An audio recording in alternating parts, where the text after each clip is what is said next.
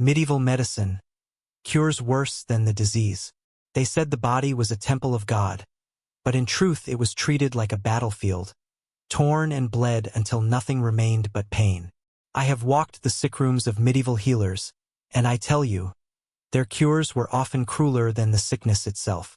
The learned men of the age believed that the human body was governed by humors: blood, phlegm, black bile, and yellow bile. If one grew too strong, illness followed. And so the physician's art was not to heal but to drain, purge, and punish the flesh until the balance was restored. Bloodletting was the first answer to every ailment. Fever? Bleed. Weakness? Bleed. Headache? Bleed. They strapped the patient to a chair, bound the arm, and sliced the vein open with a sharp lancet. The blood poured into bowls until the world spun, until lips turned pale, until the soul hovered near death. Leeches followed, plump black worms wriggling across the skin, sucking until they swelled and dropped, fat with the lifeblood of the sick. Some survived, many did not. For the plague, they burned herbs and crushed jewels into powders, forcing the dying to swallow gold, emerald, or pearls ground to dust. They pressed live pigeons against buboes, believing the birds would draw out the poison. They lanced the swellings with filthy knives, letting pus and blood spatter the floor, then smeared the wounds with dung and vinegar.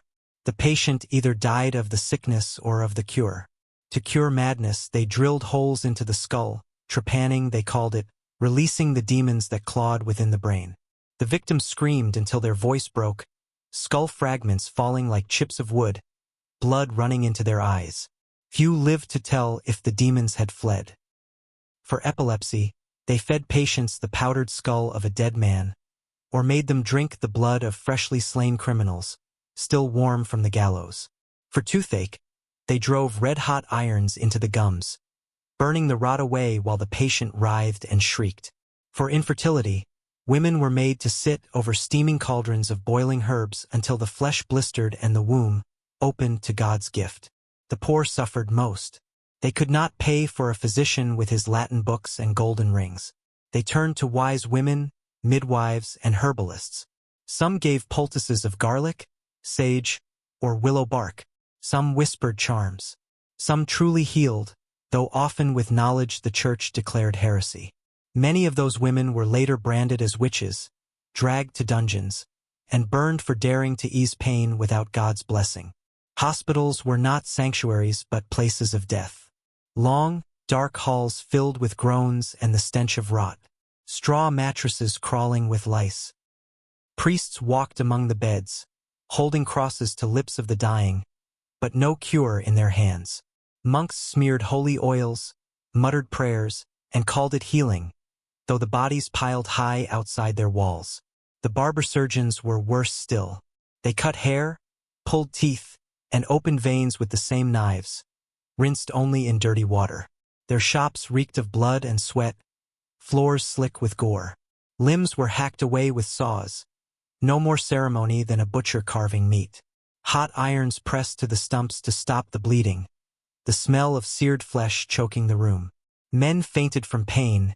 Women screamed until their minds broke. Those who survived carried scars not only on their bodies, but on their very souls. And yet they trusted it. For what else was there? To refuse treatment was to defy both God and man. To suffer the cure was to prove your faith even if it meant death. Some kissed the surgeon's hand before he opened their veins. Some thanked the priest as the fire consumed them. The truth was simple. The Middle Ages were not a time of healing, but of survival. To be sick was to walk a narrow path between pain and despair, where the cure could be more deadly than the disease itself. I remember the story of a man with fever. They bled him for 3 days until his strength was gone, then forced him to drink a draught of mercury, thick and metallic. His tongue blackened, his teeth fell loose, and he choked on his own vomit. His family said he died purified. I say he died tortured. Another, a child with seizures, was taken to the barber. They opened her skull with hammer and chisel. Her screams filled the street until they faltered. The next morning she was still, her eyes wide and unseeing, demons released not into the air but into the hearts of her grieving kin. Even childbirth was no mercy. Women lay on straw, surrounded by midwives with herbs and charms. When the child stuck, they reached inside with bloody hands, pulling until either babe or mother tore. If both lived, it was a miracle. If one lived, it was God's will. If neither lived, it was fate. And yet, amidst all the blood and horror, some knowledge crept forward. Herbs that dulled pain, surgeries that saved lives, remedies that soothed. But these were rare, buried beneath superstition, fear, and fire. For every soul healed, a dozen were destroyed by the cure meant to save them. Such was the medicine of the Middle Ages.